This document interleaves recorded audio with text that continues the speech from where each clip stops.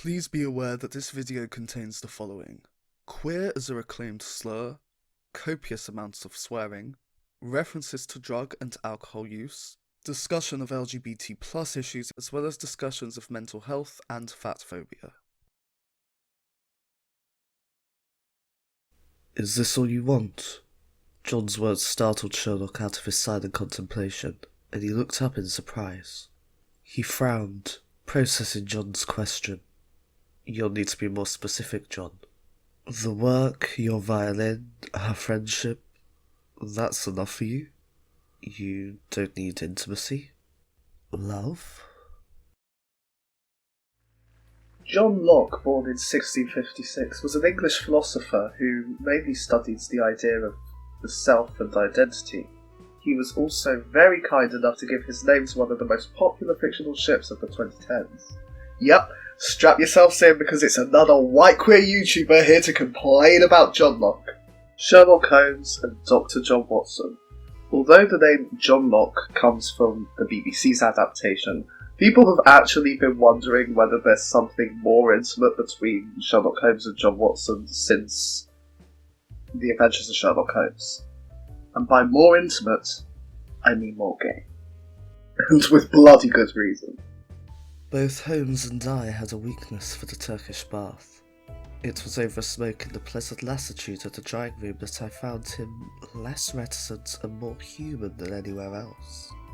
On the upper floor of the Northumberland Avenue establishment, there is an isolated corner where two couches lie side by side, and it was on these that we lay upon the 3rd of September 1902, the day when my narrative begins.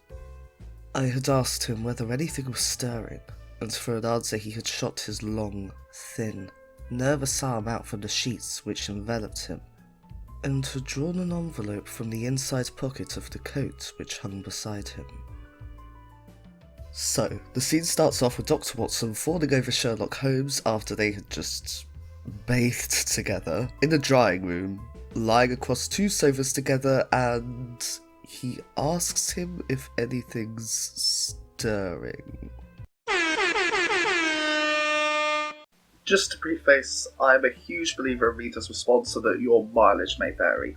If you think I'm talking a load of bollocks and that Sherlock Holmes and John Watson are pinnacles in male heterosexuality, then you're totally valid in that viewpoint. However, people who picked up The Illustrious Client back when it was published in The Strand and saw something a little bit queer between Sherlock and John, their interpretation is just as valid as well.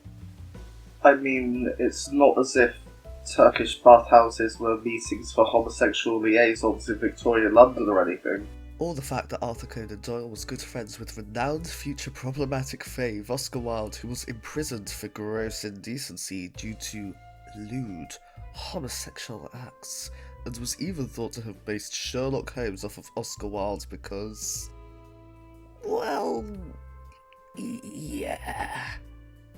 You know, it was while writing this script that I realised that it may have been the little queer-coded aspects of The Adventures of Sherlock Holmes that actually drew my queer-closeted self towards them in the first place. All it took was write 2 pages about how suspense is built up in the first chapter of The Hound of the Baskervilles when I was in year 9, and I read the whole thing. Because, of course I did, we had dial-up internet back then.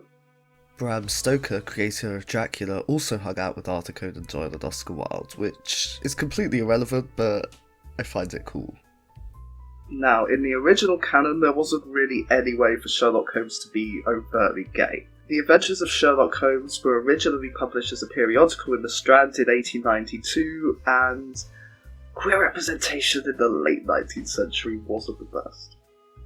I mean, the picture of Dorian Gray was used in Oscar Wilde's trial as proof that he lured men into sodomy, which is a far cry from the kind of representation we can see just by turning on Cartoon Network. Or even Netflix, where you can see this kind of representation within the Sherlock Holmes universe. Not think I know that.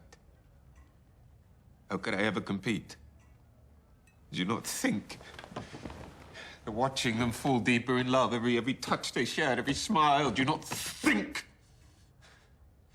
I just wanted him to see me.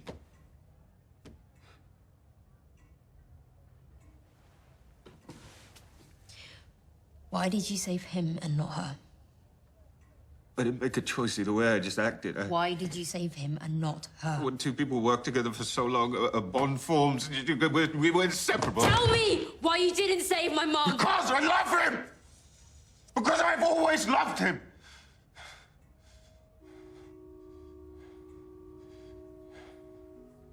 Yeah, that's Dr. John Watson talking about Sherlock Holmes.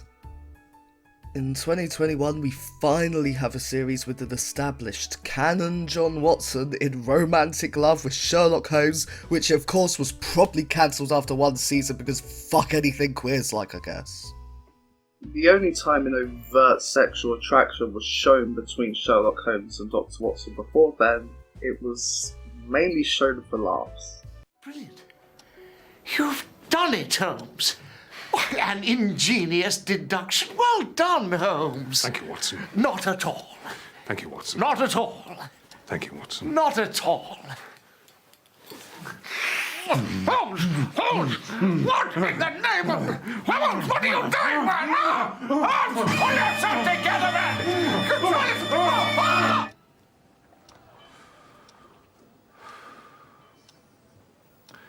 You must understand, Watson.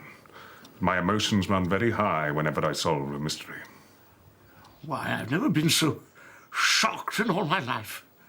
So, if we disregard that sketch, it just took 139 years.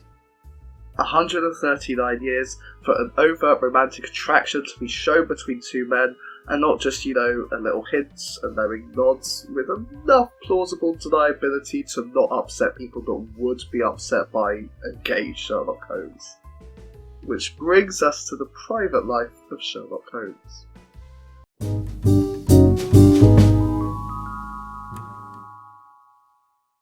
Before the 2010s, the only time we saw any hint of there being a romantic relationship or attraction or anything gay between Sherlock Holmes and Dr. Watson was in the 1970 film The Private Life of Sherlock Holmes.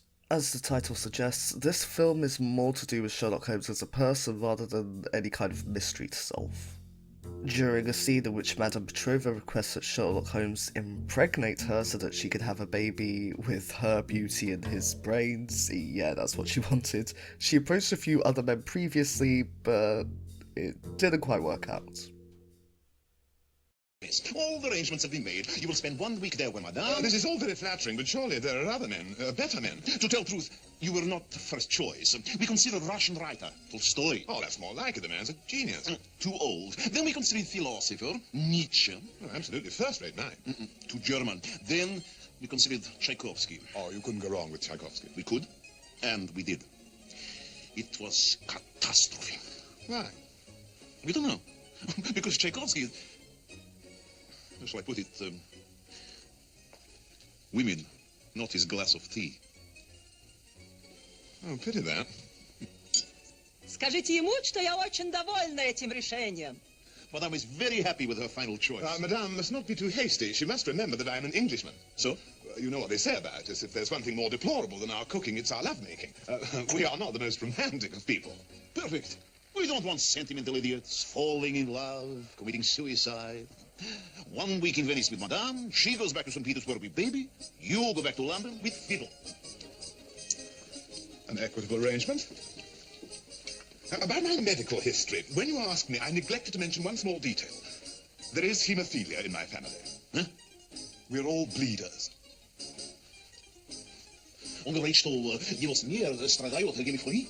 Пусть не беспокоится, я обстригу себе ногти. Madame says not to worry, she will not scratch you. Well, that's reassuring to know, but... Чего он колеблется? Он не находит меня достаточно привлекательной? Madame says you talk too much. You find her attractive or no? Well, Excuse me. What does prokazhnik mean? It means you little devil. It does? Eh? Thank you.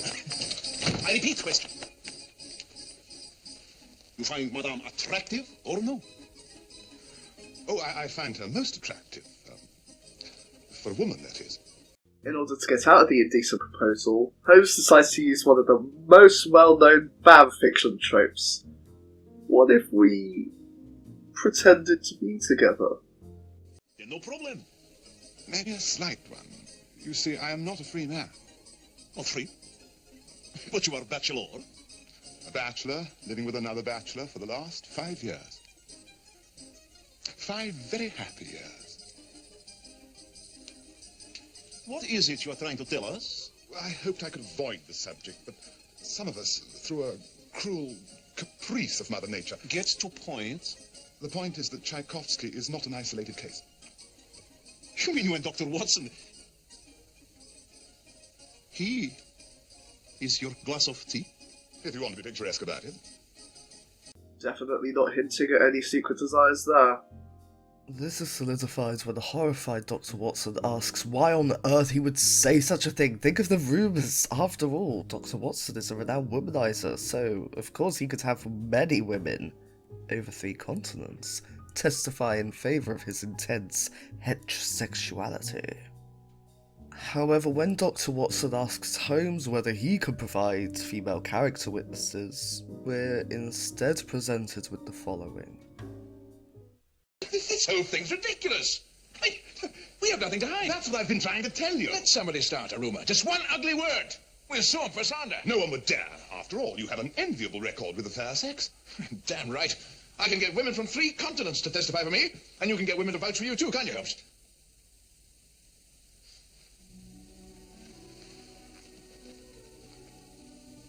Can you, Holmes? Good night, Watson. Holmes? Let me ask you a question. I hope I'm not being presumptuous, but there have been women in your life. The answer is yes. You're being presumptuous. Good night. Holmes? It also gives us one of my favourite scenes in cinema, where Dr. Watson is having the time of his life dancing with Russian ballerinas. Word quickly spreads that he's in an intimate relationship with Sherlock Holmes, so they slowly replace the beautiful women with beautiful men. I love how much of an ally this guy is. It went wrong, but he wants to show them they don't judge and just want Watson to have a good time. I just love that. What happened to the gas? Why, do you not prefer it this way? What way? You don't have to pretend. Mr. Holmes told us everything. About you and him. Me and him? Come on, we need to be bashful. We're not bourgeois. Maybe between doctors and detectives is unusual, but in ballet, it is very usual. I think that the fact that this made it to air in 1970 is actually pretty incredible when you consider the fact that just 3 years prior it was illegal for 2 men to have sex in the UK. Illegal! And this came out just 3 years after. This came out in the same year as the Aristocats, so 1 year after Pig Your Wagon, to put it into a film perspective, I guess. Of course, there's more than enough plausible deniability to maintain the illusion that Sherlock Holmes is just saying this to get out of something, and the fact that Dr. Watson is so offended that he would dare suggest it attests to that. He can also be read as completely aromantic and asexual, but saying that he is in a relationship with Dr. Watson is exactly the same as saying that he's already got a wife, which is why he said it in the first place. It's just more believable because they've been living together for years. Through the lens of classic cis-heteronormative storytelling, he could even be read as heterosexual. He admits to having once been engaged to be married, and he only actually uses the excuse once Watson walks in after they've already discussed Tchaikovsky's homosexuality, so it was just convenient, all lined up for the perfect excuse, and the setup for the comic relief directly afterwards. Still, there's something about Holmes's "you are being presumptuous" at the end that gives the impression that his feelings towards men, and perhaps even his feelings towards Dr. Watson, are queer as fuck. But heck, that wasn't just my interpretation by any means. It was also the interpretation of Mark Gatiss, who describes the film as showing a campy one-sided romance, and was the inspiration for, you guessed it,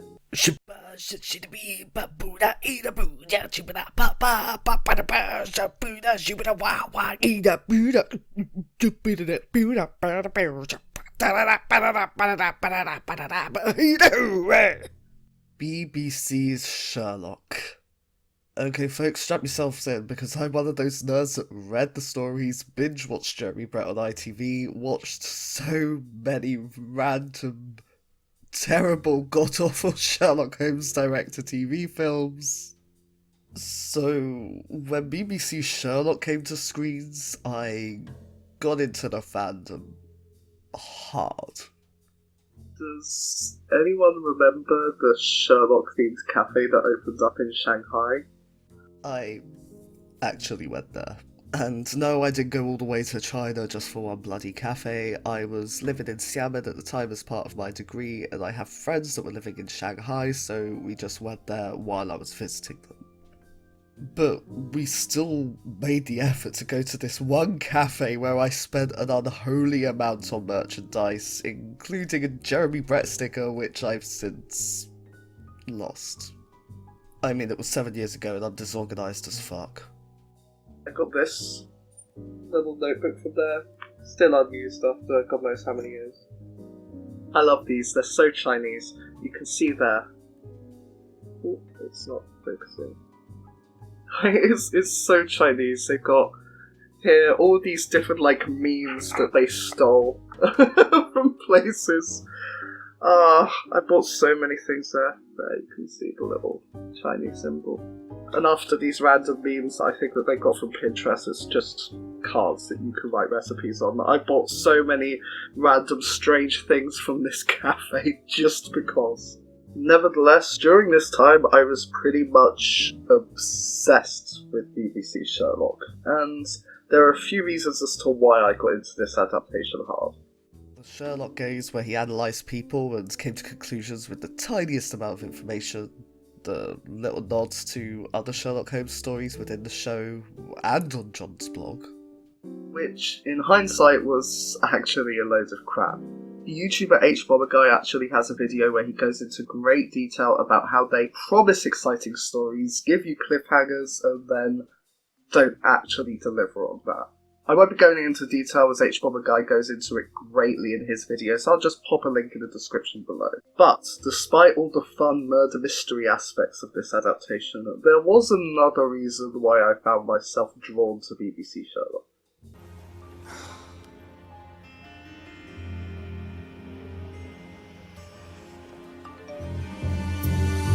Looked you up on the internet last night. Anything interesting? Found your website. Want to see some more? God, yes. Bachelor John Watson. What the hat is it anyway? Bachelor? What the hell are they implying? Yeah. After all, to quote the big man Moffat himself, this isn't a detective show. It's a show about a detective. Right from the word go, we see a heck of a lot of queer subtext, and I mean, some of it's not even subtext, it's just flat out overt. You flirted with Sherlock Holmes? At him. You jealous? We're not a couple. Yes, you are. Who the hell knows about Sherlock Holmes? But for the record, if anyone out there still cares, I'm not actually gay. Well, I am. Look at us both. Intensely heterosexual. So let's talk about Sherlock and John.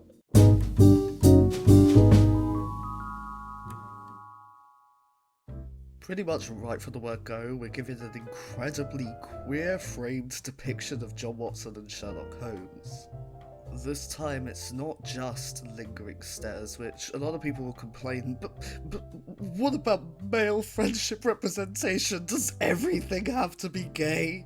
Because, you know, we're really lacking in male friendship representation in media.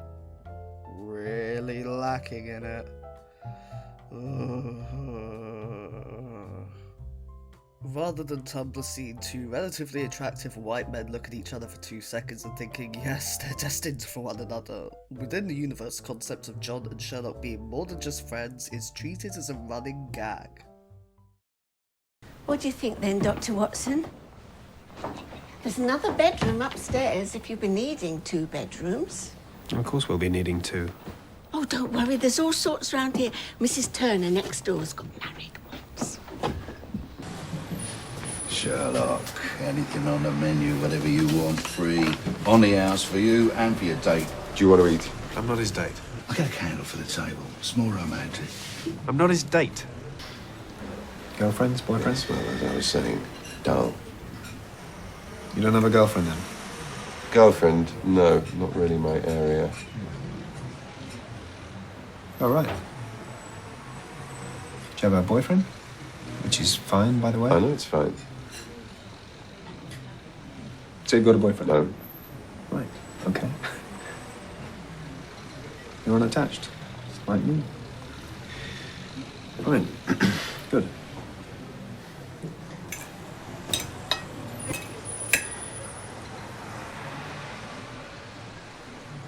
John, I think you should know that I consider myself married to my work, and while I'm flattered by your interest, I'm really not looking for anything. No, I'm not asking. No.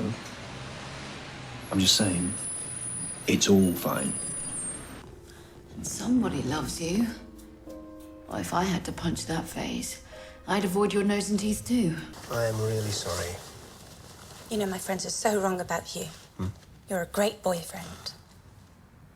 Okay, that's good. I mean, I always thought I was great. Now, Sherlock Holmes is a very lucky man. Jeanette, please. No, I mean it. It's heartwarming. You'll do anything for him.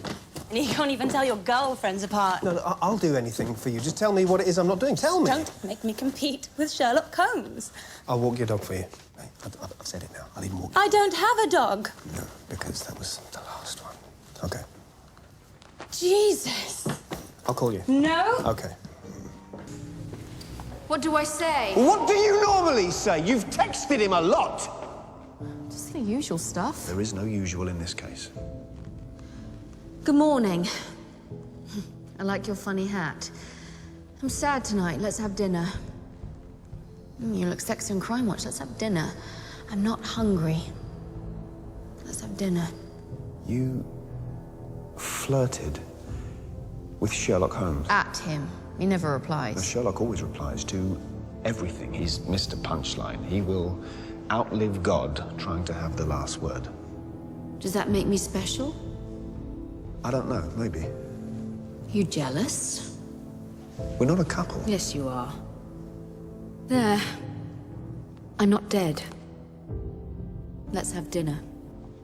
Who the hell knows about Sherlock Holmes? But for the record, if anyone out there still cares, I'm not actually gay. Well, I am. Look at us both. So let's talk about Sherlock and John. We were given enough evidence to infer that maybe we're going to see a romance on screen that's not hetero. Doesn't give you the warnings of, just so you know, these two are gay.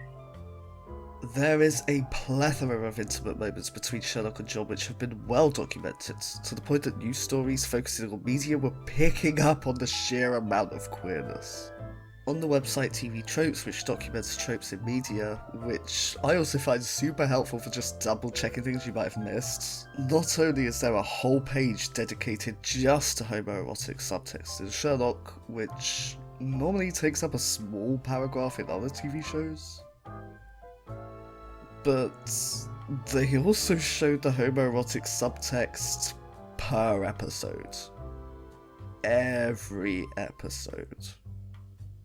From the romantic tension in the first episode, which was so much gayer in the unaired pilot, seriously, to the abandoned love confession, there's a hell of a lot of gay subtext in every episode.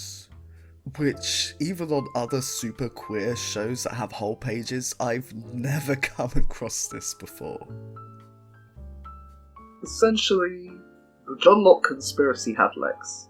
Sarah Z did a video on the Johnlock conspiracy, which, if you haven't seen it, I highly recommend it. But, if you don't know what the Johnlock conspiracy is, it was essentially this idea within the fandom that John and Sherlock were going to end up in an overt romantic relationship by the end of the series, and that had been the intention the whole time. Spoiler alert, it turned out to be false, but there were some main reasons as to why people had this thought.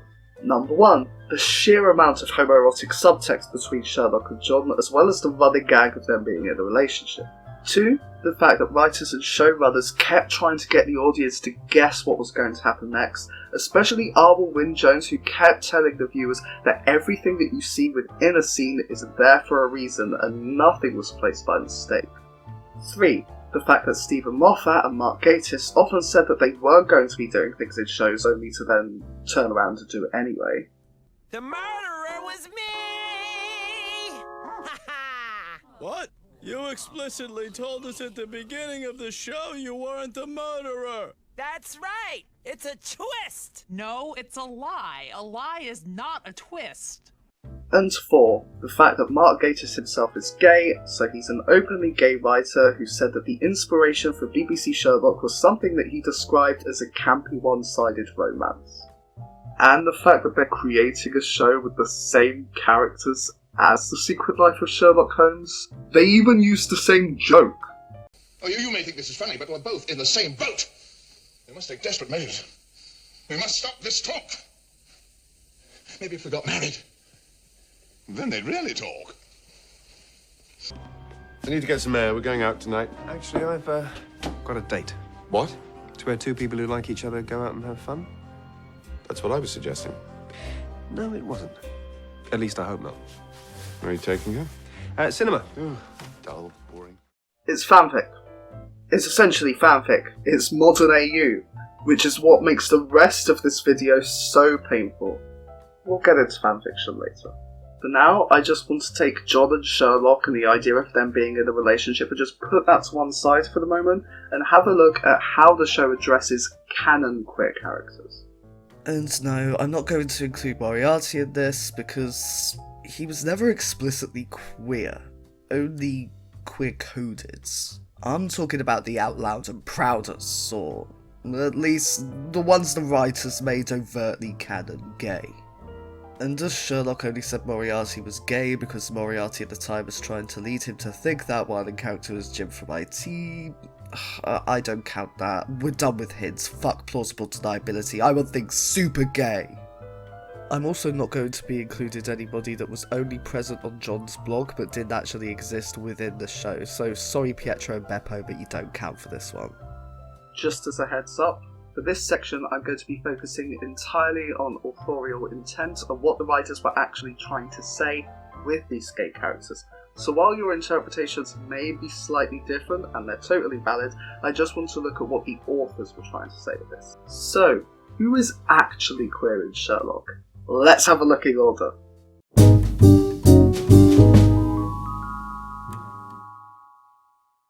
Harry Watson is John's sister and has an ex-wife called Clara. She's also an alcoholic. And that's it when it comes to Harry Watson. We never see her. She's just discussed. She pops up on John's blog insisting that he can't be gay because he fancied Clara. That's it. In terms of the name, I think she was pretty much just created in order for Sherlock to deduce John had a brother and to subsequently be wrong. They just seem to create the idea of a butch lesbian around for that moment alone. Spot on then. I didn't expect to be right about everything. Harry's short for Harriet. Harry's your sister. Look, what exactly am I supposed to be doing here? Sister? No, seriously, what am I doing here? Always something. First canon gay character and she's a plot device, never to be seen again. Seriously. Never seen again. You'd think she'd be at her own brother's wedding, but apparently she was invited but didn't attend because convenience or alcoholism. I don't even know what excuse they gave anymore. Reader's response is valid as heck, and if you read Harry as a trans guy and as John just not respecting that, then that's totally fine. But again, I really wanted to focus on authorial intent, and I know for sure that Mark Gatiss and Stephen Moffat weren't trying to represent a trans guy with Harry Watson. Unless they were doing a famous five, George. She's not a trans guy, she's just a girl that wants to be a boy, sort of thing. On to the next gaze.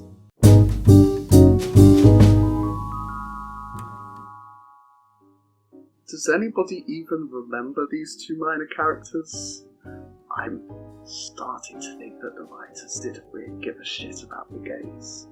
Kenny Prince was played by the late great John Sessions, a national treasure and gay himself, so for a lot of British fans this actor was instantly recognisable. Raoul is my rock. I don't think I could have managed. He gets very close to John, who seems quite clearly uncomfortable with it. Come on, John, you're not going to get assaulted just because the gay cat guy is near you. Then it turns out that his boyfriend, Raoul dos Santos, killed Kenny's sister Connie because he didn't like how she treated her brother.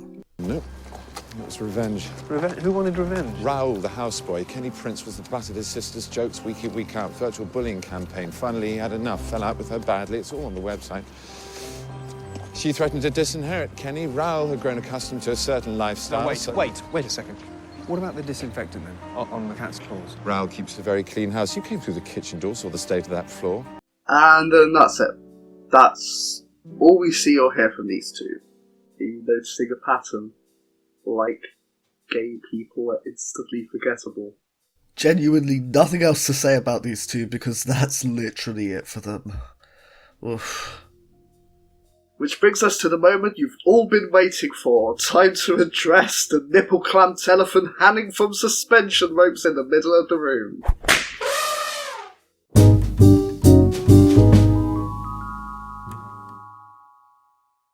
Oh boy, Irene Adler. I really wanted to like her. I really wanted her to not just be a misogynist male gazy caricature and to actually be empowered through her sexuality, but that's not what we got. Irene Adler is very much Bayonetta in terms of female sexuality. You know, a woman that's empowered through her sexuality, but it's very much written by male writers for a male audience. So when you think that that's how sexuality is treated for Bayonetta, how would you expect them to approach Irene Adler's gayness? You jealous? We're not a couple. Yes, you are. There. I'm not dead. Let's have dinner. Who the hell knows about Sherlock Holmes? But for the record, if anyone out there still cares, I'm not actually gay. Well, I am.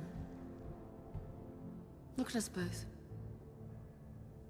In the original story, A Scandal in Bohemia, she reveals Sherlock's weaknesses and shows that he's not immune to things like misogyny or judging people based on arbitrary details such as gender. He underestimates her because she's a woman, and she ends up getting the better of him. It's actually one of the stories that humanises Sherlock Holmes more, as it shows that even the great Sherlock Holmes has his own flaws and judges people based on things that he should have really judged them on. Just like all of us. In BBC Sherlock, they decided to scrap all that, get her kit off, and make her a sexy lipstick lesbian. Don't worry, it's empowering because this man says it is. No. This time she doesn't actually win over Sherlock at all. Not only is he immune to misogyny, but he is also a super cool, super smart, super cool, super sexy, super cool guy, and she falls in love with him. You just couldn't resist it, could you? I've always assumed that love is a dangerous disadvantage. Thank you for the final proof. Everything I said, it's not real. I was just playing the game. I know. And this is just losing.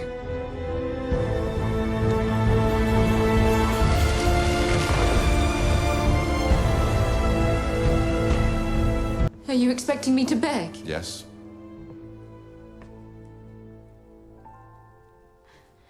Please.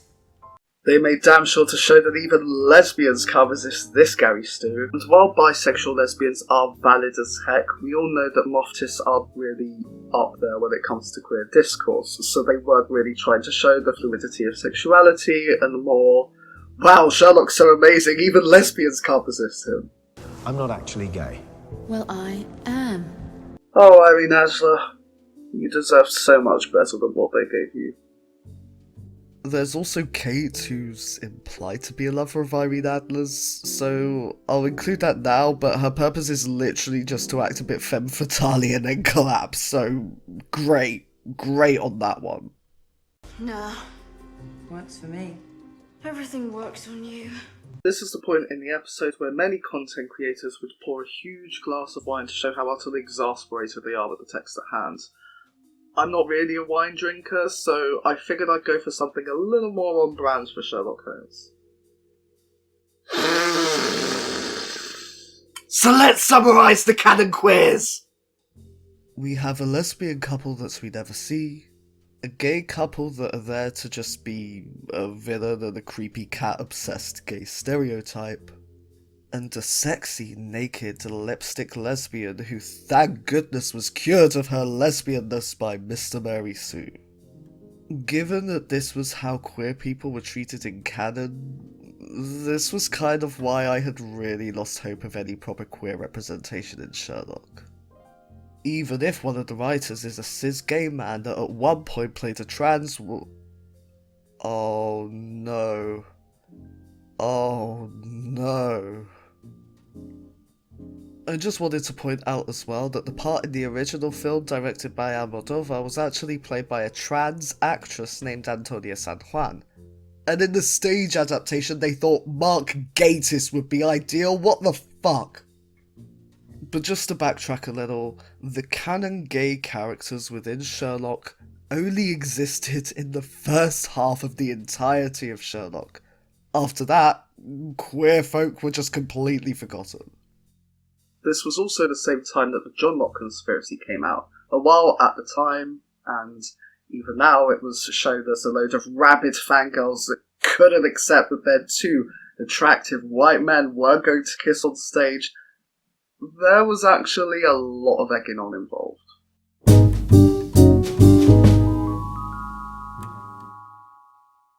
And no, I'm not talking about all of the queer-baiting moments within the show. This time I'm talking about Twitter. Specifically, BBC Three's Twitter.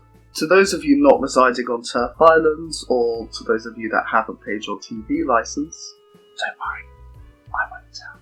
BBC Three is a channel, or was a channel, designed to be wiggity whack and hip and fresh and down with the kids. So this playful way to promote BBC Sherlock was pretty on brand for BBC Three.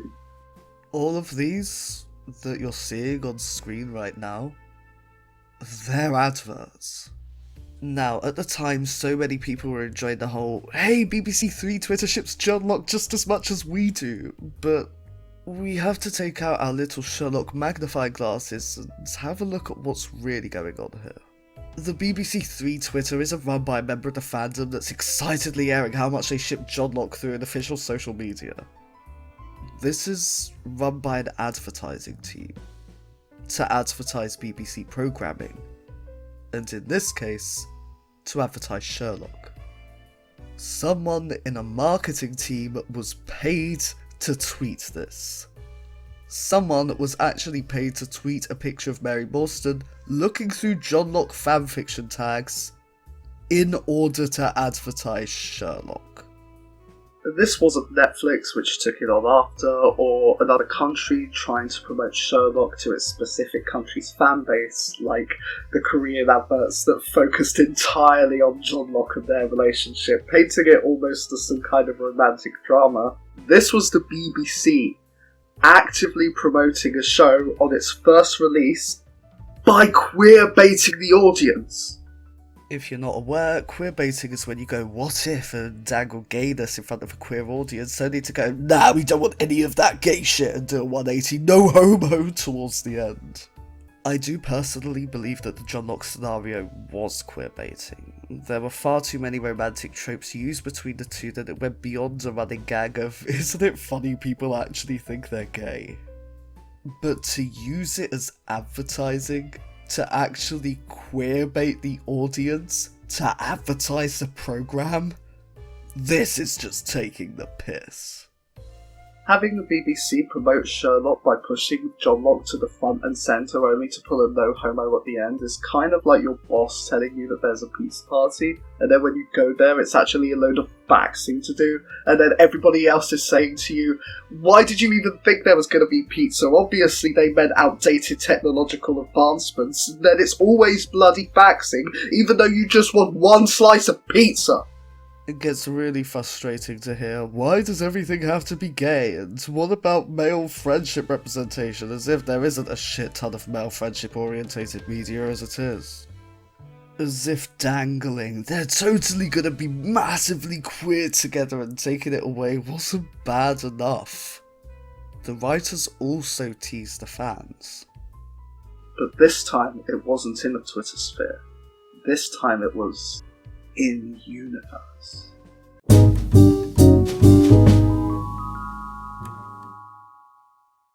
At the end of season 2, The Reichenbach Fall, Sherlock fakes his death, and so there was a plethora of theories coming out as to how he actually faked it, how he was going to be reunited with John, and such. So when it came to season 3, the writers decided to, they did this.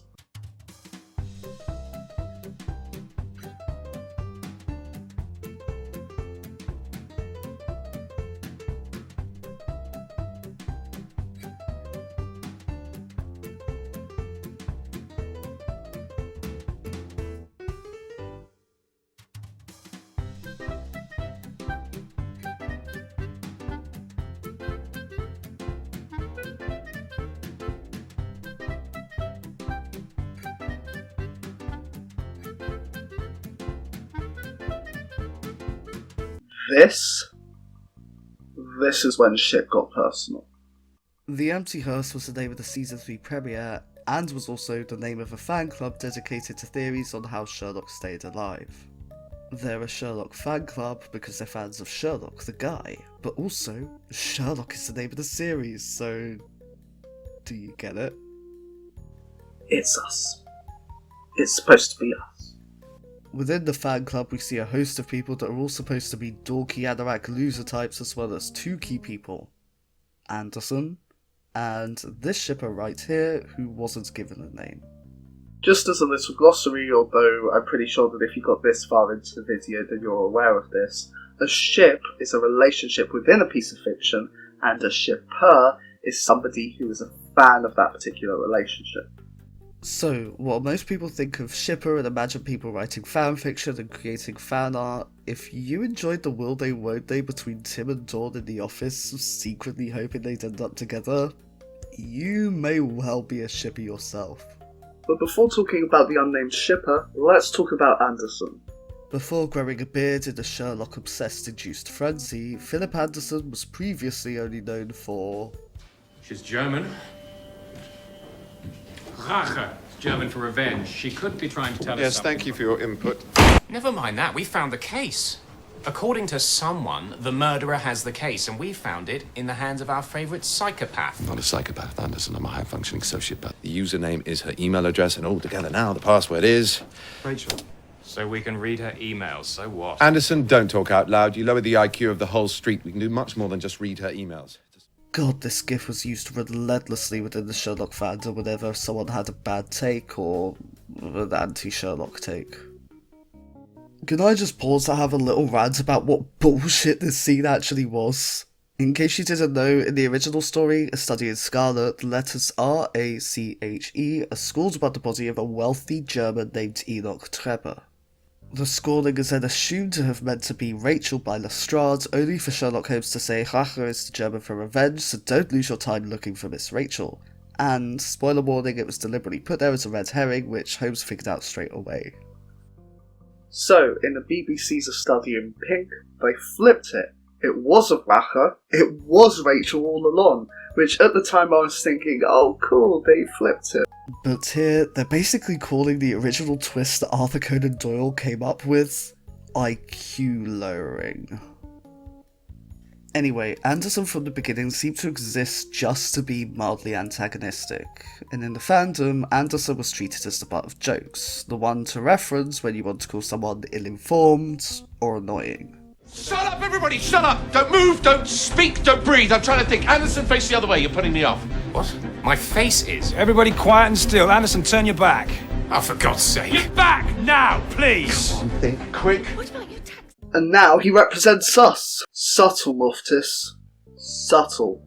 Bearing in mind that the 2 writers were actively encouraging fans to speculate and come up with theories as to how Sherlock survived following the Reichenbach fall, which most fans actually figured out how he survived. But you can't actively encourage your fans and then take the piss out of them going, look at this sad bunch of twats when they do.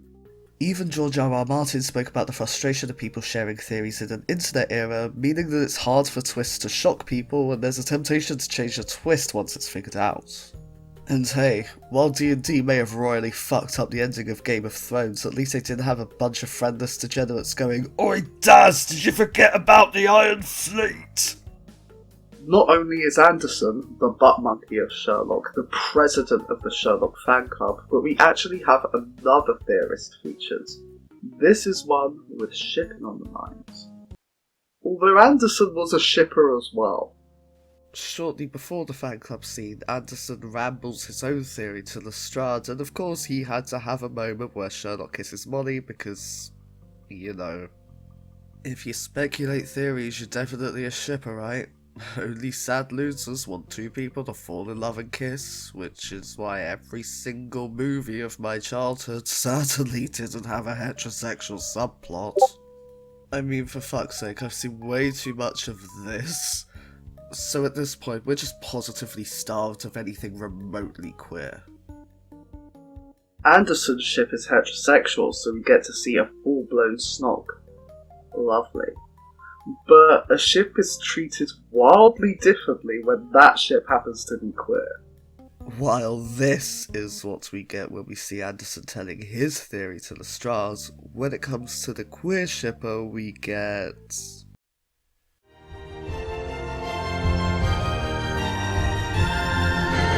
What? Are you out of your mind? See? Even the wanker that lowers everyone's IQ can see how ridiculous it would be to suggest any of our super cool, super hetero main characters could be remotely queer. Thank fuck we didn't actually see a gay kiss. We managed to cut to Anderson's face right before we saw any male lips touching. Ugh.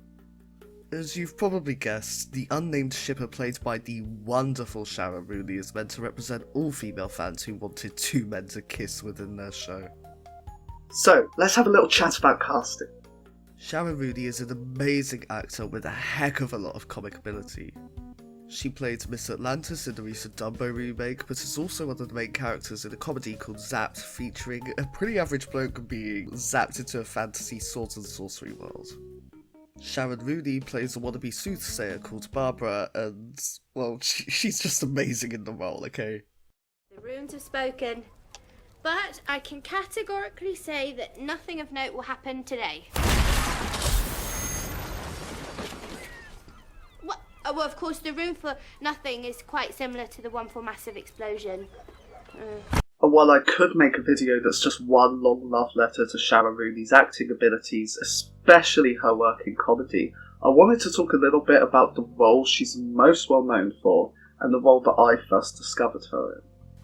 My Mad Fat Diary is a comedy drama that explores the difficulties of being a mentally ill, overweight teenager in the 90s, and it definitely spoke to me and a lot of the struggles I went through as a teenager, and some of the struggles that are probably still ongoing.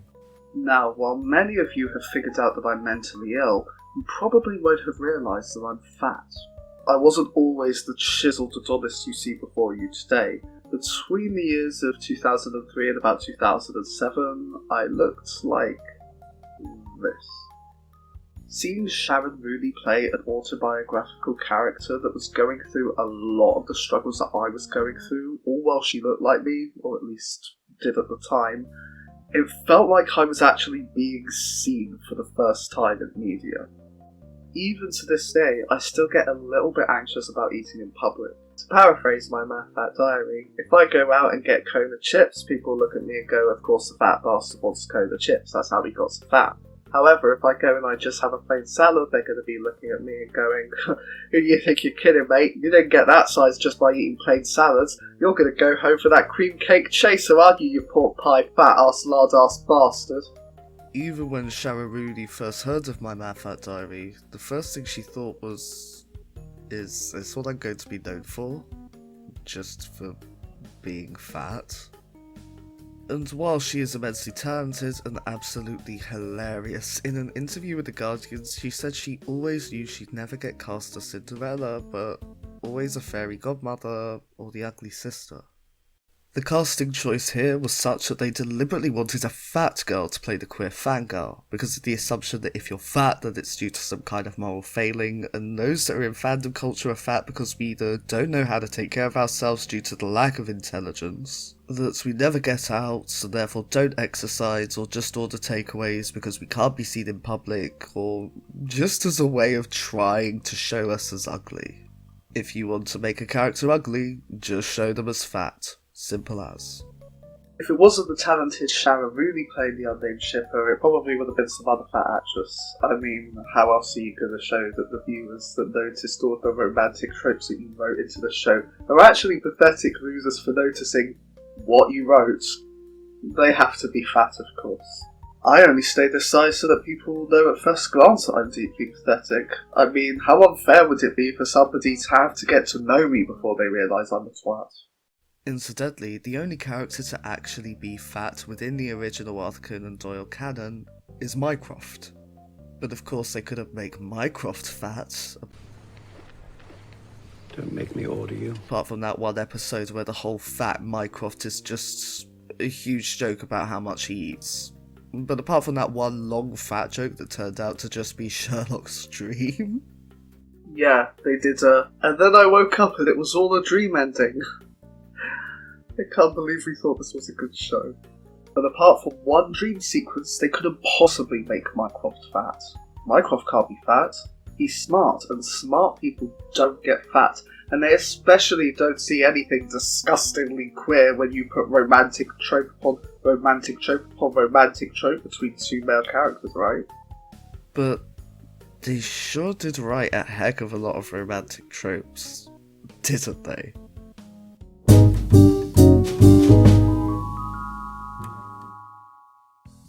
Now, I'm not going to tell you that using tropes is lazy storytelling by any means. In fact, they're often used specifically so that those consuming the media will know precisely what's going on. For example, if the camera zooms in on someone's face and then does like a wavy transition sequence before going to another situation, we know that that's what the character is supposed to be thinking or remembering. When Dawn went off with her new partner in the office and we saw Tim wistfully gazing after them, we as the audience are supposed to infer that Tim is in love with Dawn and feeling downtrodden that she's with someone else. Which is what made this moment a huge payoff for viewers. And it's the same reason why when we see John Watson getting frustrated and jealous over Irene Adler being a potential love interest, it's easy to interpret that this jealousy is because he too is in love with Sherlock. I mean, it was even said explicitly here, by Irene Adler herself of all bloody people.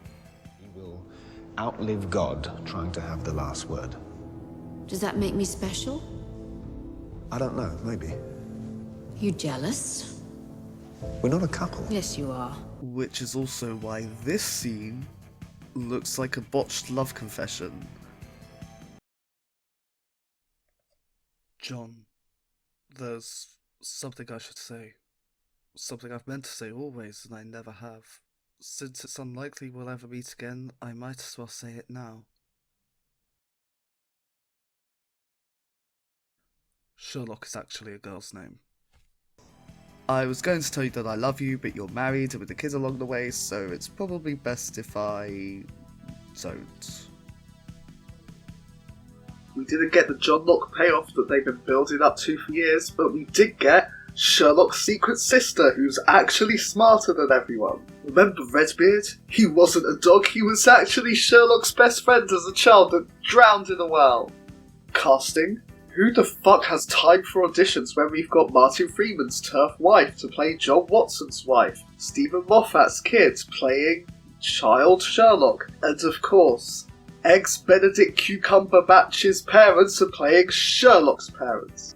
And Moffat even made it clear that in his own modern AU fanfic, where Irene didn't win but is actually a sexy lesbian dominatrix here to wake up Sherlock's sexuality, shouldn't ever be seen as remotely queer at all.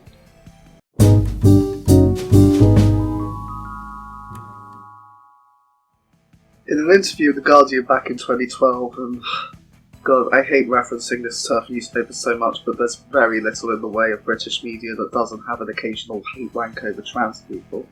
When asked whether his complete disinterest in relationships meant that Sherlock was asexual, Stephen Moffat had the following to say. There's no indication in the original stories he was asexual or gay. He actually says he declines the attention of women because he doesn't want the distraction. What does that tell you about him? Straightforward deduction. He wouldn't be living with a man if he thought men were interesting. It's the choice of a monk, not the choice of an asexual. If he was asexual, there would be no tension in that, no fun in that. It's someone who abstains who's interesting. There's no guarantee that he'll stay that way in the end. Maybe he marries Mrs. Hudson. I don't know. Our own fanboyness about Sherlock Holmes means that there are absolute limits to what we do. Ours is an authentic version of Sherlock Holmes.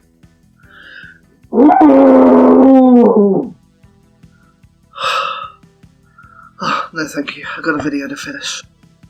We just moved into Stephen Moffat's shithouse, so there's a bunch of shithouse box unpacking to do. But, first of all, let's have a look at what he said about asexuals. If he was asexual, there would be no tension in that. It's someone who abstains who's interesting. How much emphasis are you putting on sex and relationships if you think that a character is boring because they don't want any of that? As someone who identifies as asexual, let me tell you, I would not be on all kinds of prescribed shit if there wasn't tension in my life. Saying you can't write asexual characters because it's too boring to not have a sexual interest is just absolute bollocks. It's just the height of lazy storytelling. In the Netflix series BoJack Horseman, there's a character called Todd Chavez who not only discovers that he's asexual, but has a whole arc where he meets other asexual characters, and by no means is he boring or lacks tension. Remember that idea you had about the dating app for asexuals? Nope. Yeah, here we go. Dun, dun, dun, dun. All about that ace? You should get yourself out there. You were the best boyfriend I ever had. If only there was a version of you that I could have sex with, I'd be all set. Whoa, Emily. I just got a crazy idea. Whoa! Henry Fondor! What? He's a sex robot. What? I love it when you call me father. Whoa! Oh no, my wacky scheme backfired as always.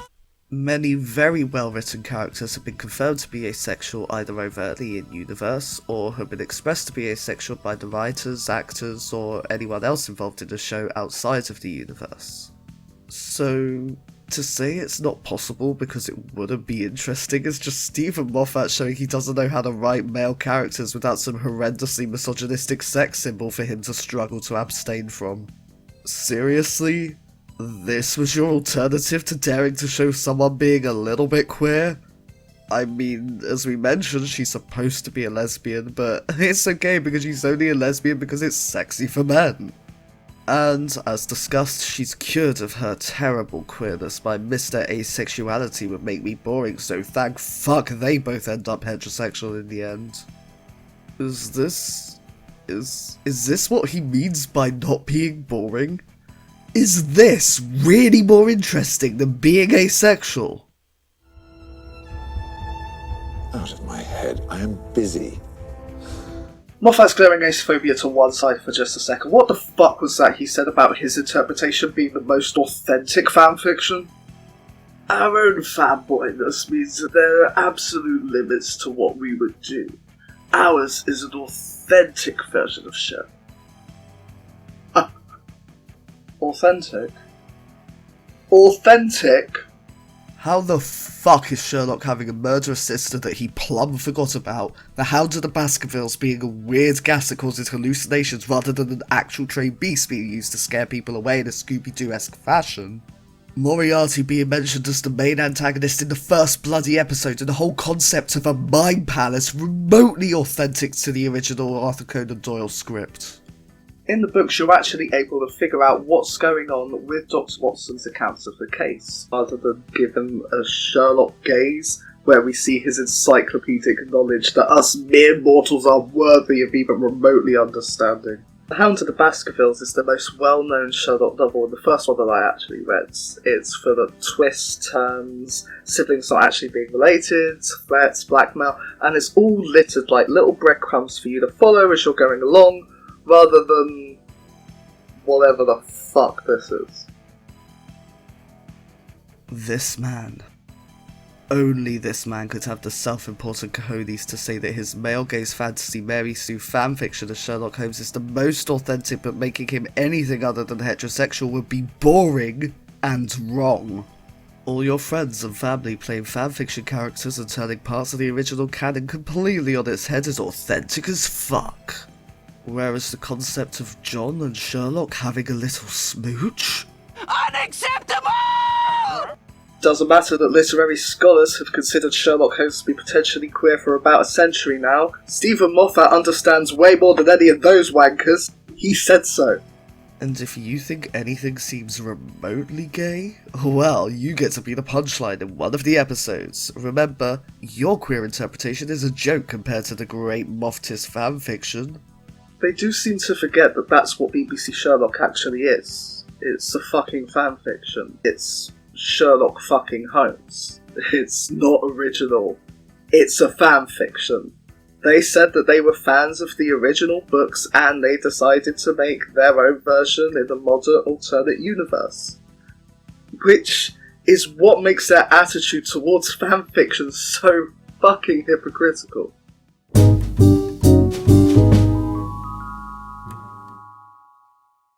In the year of our Lord 2021, fan art and fanfiction it's always kind of been underground, but it's a lot easier to access and participate in now that we live in an internet era. You ship Cloud and Tifa? Fanfiction for that is just a click away.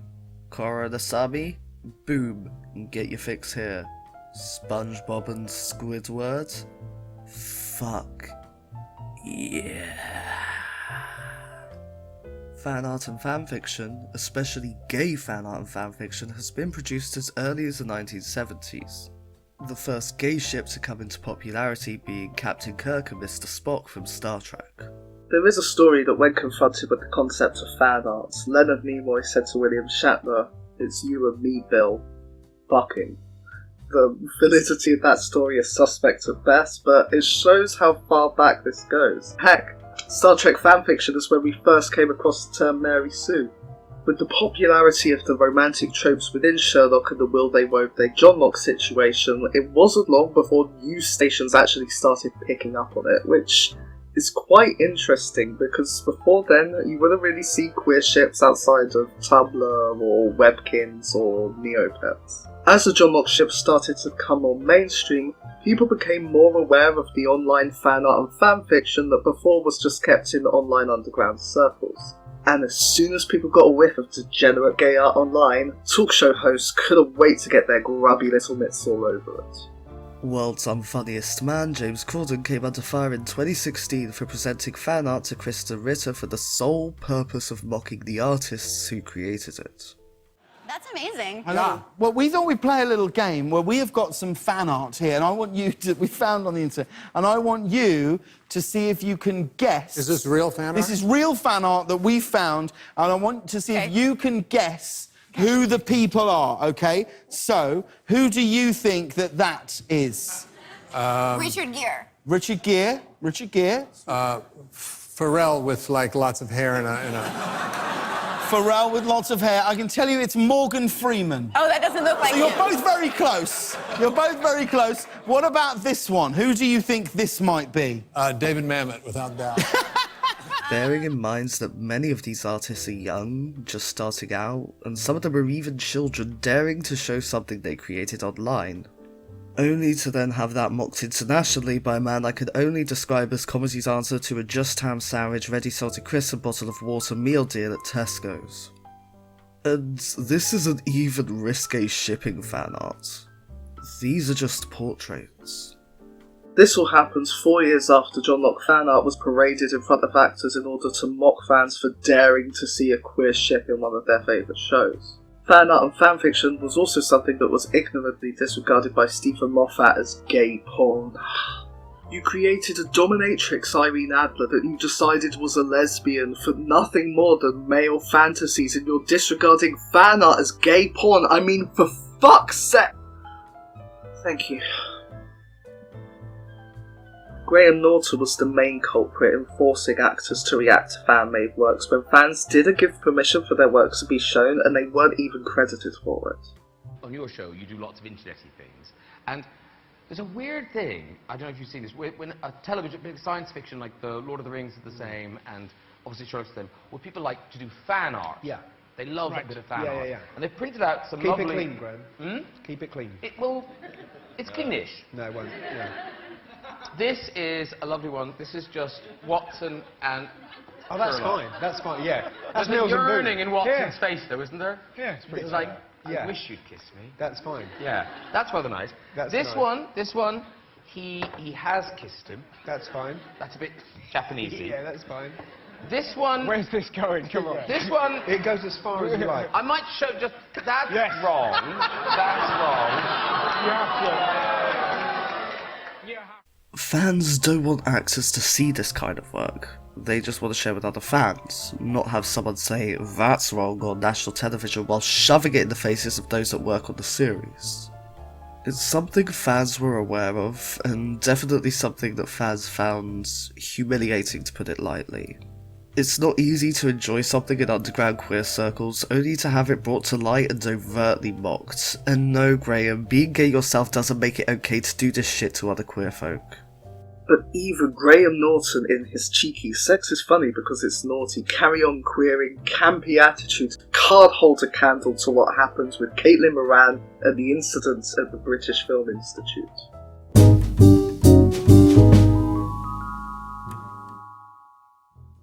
The 2-year period after the Season 2 finale, the Reichenbach Fall, was one of the most tense within the Sherlock fandom, with fans speculating how Sherlock faked his death, how he was going to reveal himself to Dr. John Watson, and all of that stuff. This was also when the fandom was at its peak, and where we thought that the show was just going to keep getting better and better, and not the shark-jumping mess that we actually got.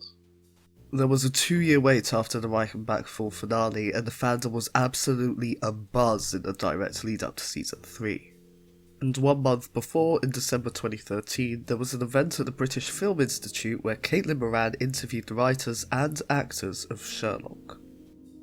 If you've not heard of Caitlin Moran, she's a writer and a journalist that prides herself on being a feminist, having written books such as How to Build a Girl, How to Be a Woman, Are Men Obsolete, More Than a Woman, and so on. So on paper, she would seem like the ideal person to host an interview with the creators of a piece of media for whom the fan base mostly consists of young, queer, left-leaning women. She fucked it. Not only did she fuck it, but she couldn't have fucked it more than she did. Upon arrival, she tweeted the following. Apparently there are people already queuing for Sherlock at the BFI tomorrow. Hashtag dedication. Hashtag frostbite. Hey, Caitlin Moran. Hashtag virgins. So harsh, so true. Ah yes, young women daring to get passionate about something they enjoy? Clearly they need a good dicking to get that sorted out. How extremely feminist of you, Miss Moran. Things were only going to get so much worse during the actual panel. During the panel, Moran gleefully gave pieces of paper with fanfiction written on them to CuppaJoey and Freeman, telling them that it was nothing bad, by which she meant nothing sexual, which they soon discovered was an outright lie. While filming wasn't allowed, it happened, and the whole incident was caught on camera, during which they stumble awkwardly. Yeah, Stephen's very astute. I noticed that in the first paragraph. Yes. Are you rubbing my neck? Or oh, God, here we go. She was interested. It was you who ended the evening. John looked off to the left, his body at attention. Pause as they stop to read through what they're actually reading before reading aloud. Miss, you, too hard to bother with boring. Sherlock, you want love, intimacy. John swallowed.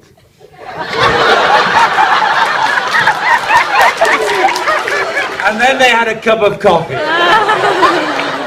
John swallowed time to shut his eyes. Yeah. So I usually read a script before. Just saying, that's not true. That it? That's where it ends. Oh, It's an amazing last night. It's clear they're all really uncomfortable, not wanting to have to read through fan works and making a few jokes about it in order to cut the tension, and even going so far as to talk about how bad the writing is and laughing at the concept of a situation that happened in the fan fiction ever happening in the real canon. Unbuttoning his cardigan. You need to be touched.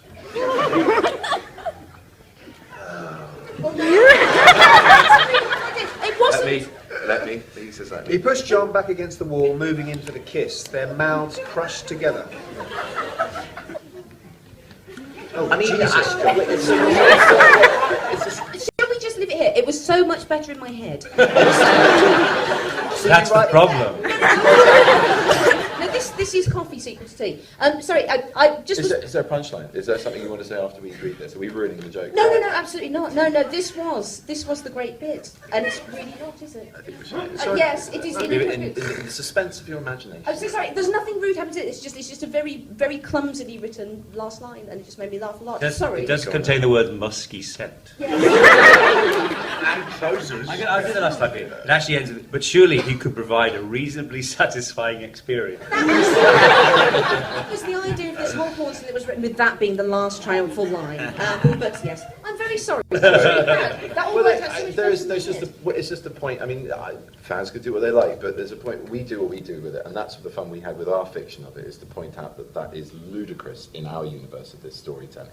So that's sorry to be all about it, but his nibs ain't doing that. No. It was an inappropriate thing to do. I abused my power. I'm very sorry. This is the point where we should. And the fandom noticed. Tumblr noticed. And you did not want to piss off Tumblr in the early 2010s, let me tell you. No. You do not get to take someone's work, something they probably worked quite hard on, without their consent, present it to the actors and force them to read it, and then explain that you thought it was funny because you think that what the author wrote was clumsy. But it still begs the question of why? Why would you jump on the opportunity to have an interview with the writers and actors of a show with a huge fan base, only to go, wow, your fans are a bunch of pathetic sexually frustrated virgins, aren't they? And then claim that anybody that doesn't like you because you're a feminist. Moran's particular brand of feminism has been less than intersectional. She's previously mentioned that women lose out when trans people and gender-critical transphobes get at each other. As if transphobia is on equal footing with trans people wanting to live their lives in peace without being harassed.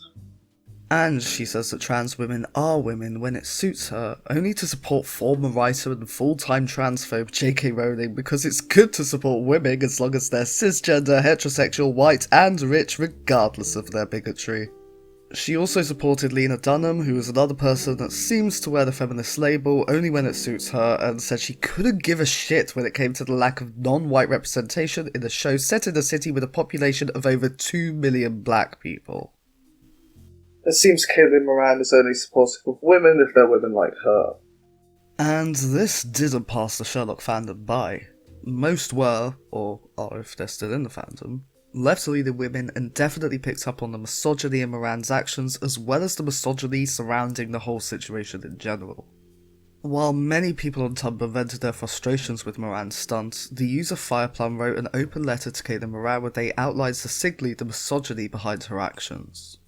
I think it's pretty clear from your actions that you don't know squat about fandom, or else you would have guessed that it would take only a few hours for this to make the rounds all over social networks.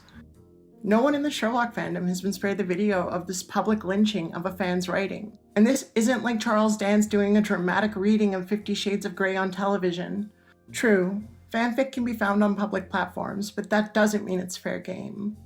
Contrary to books, which are actively promoted on publication and submitted to reviews, and yes, mockery, fanfic is written by fans and for fans. Fanfiction writers don't seek to get the attention of the general public, and even less of the people involved in the source material. Basically, we just want to be left alone in our sandbox to play.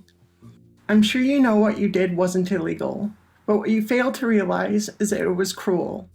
You were too lazy or sloppy to do your job properly, so you decided to take a piece of fan creation you knew would embarrass the actors and use their reaction to turn it into ridicule, because that's what all the cool kids like Graham Norton are doing.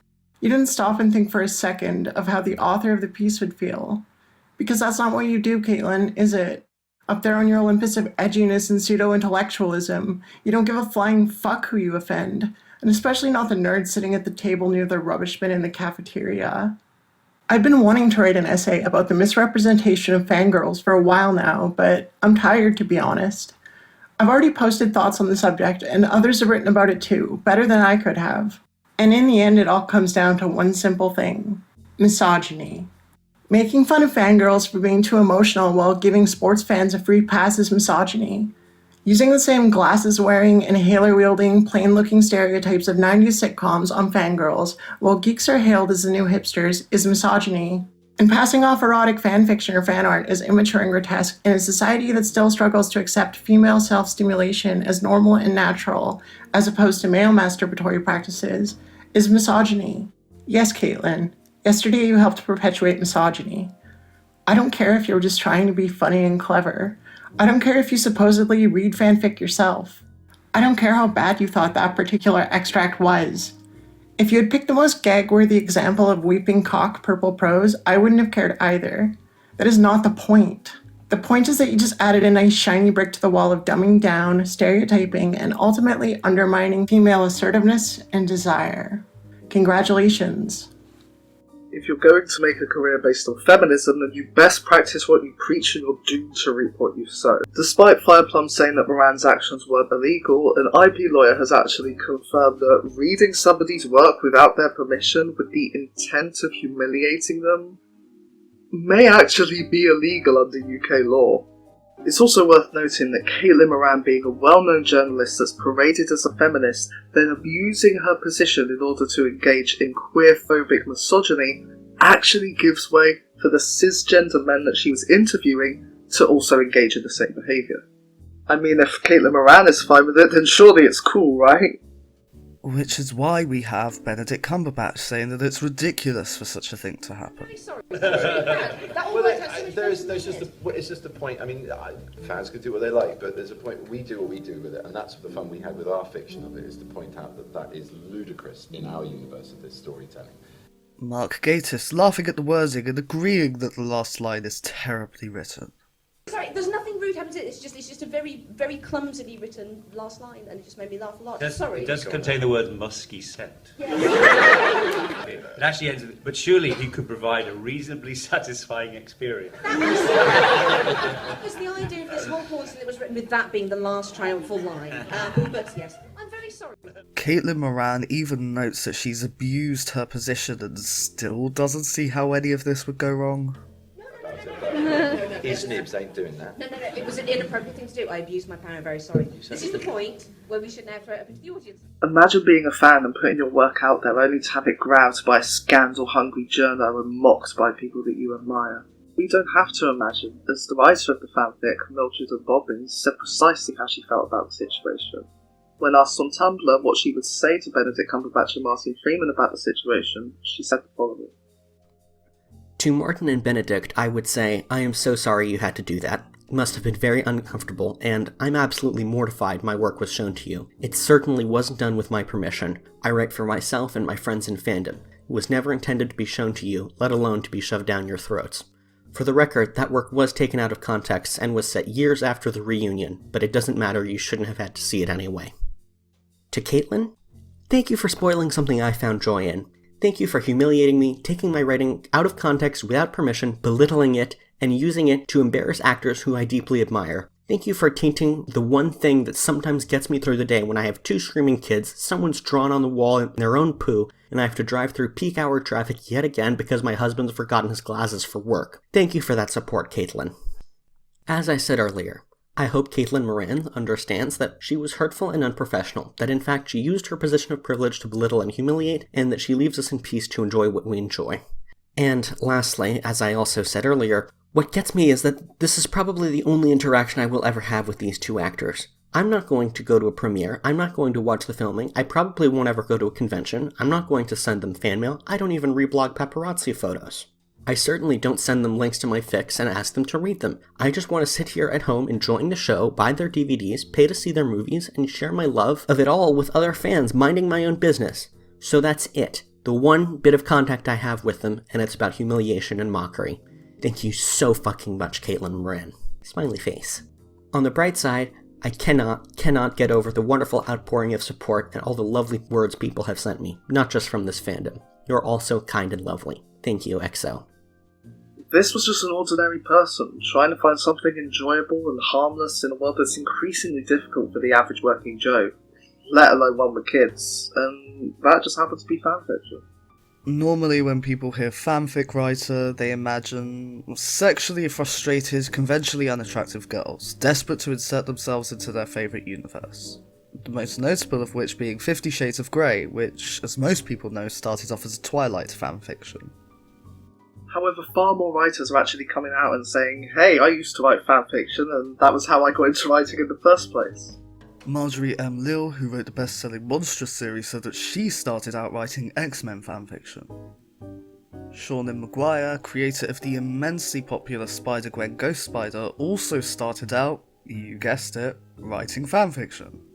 Even one of my all-time favourite authors, Neil Gaiman, creator of Good Omens, Coraline, American Gods, and so many more, who even wrote trans people into mainstream graphic novels in the 80s based on his own friendship with various trans people, and has continued to be an amazing ally to this day, he started off writing fanfiction. Fuck, I love Neil Gaiman. Do you marry him? Even Peter Capaldi wrote fan letters and drew Doctor Who fan art, saying he always wished he could play one of the companions before actually going to play the Doctor himself. Which seems to teach a lesson that it's fine to make fan work as long as it leads to you making money out of it, but if you dare create for the love of it, or even worse, create something gay, then you're fit for ridicule by the likes of Graham Norton and Caitlin Moran. All while the creators of BBC Sherlock have the gall to say that their fanfiction is the most authentic purely because of the fanboyness they have. It's a little embarrassing to pat yourself on the back for something while showing disdain for other people that are doing the same thing, especially when most of those people are young queer women. Nevertheless, we'll never know if Mildred and Bobbins would have ended up becoming a best-selling author, because she deleted her fanfiction pages and her Tumblr out of humiliation, and the amount of unwanted attention she was getting due to Caitlin Moran's stunt. Regardless, even if Mildred and Bobbins never became a published author or only ever wanted to write fanfiction for fun and never wanted to create a career out of it, she's entitled to that. People are allowed to create fanworks and they should be allowed to enjoy John Watson and Sherlock Holmes sharing a little smooch without having to worry about the creators publicly degrading them for an online harmless hobby. Besides, even if it were all queer female self-insert fantasy, what makes that any worse than Moffat's cis-male heterosexual self-insert fantasy? I mean, come on bruv, you basically said that Sherlock is so super smart and super cool and super amazing and super genius and super fucking fresh that none of us could ever figure out what's going on in his big brain. Sherlock sees through everything and everyone and everything and everyone and everything and everyone.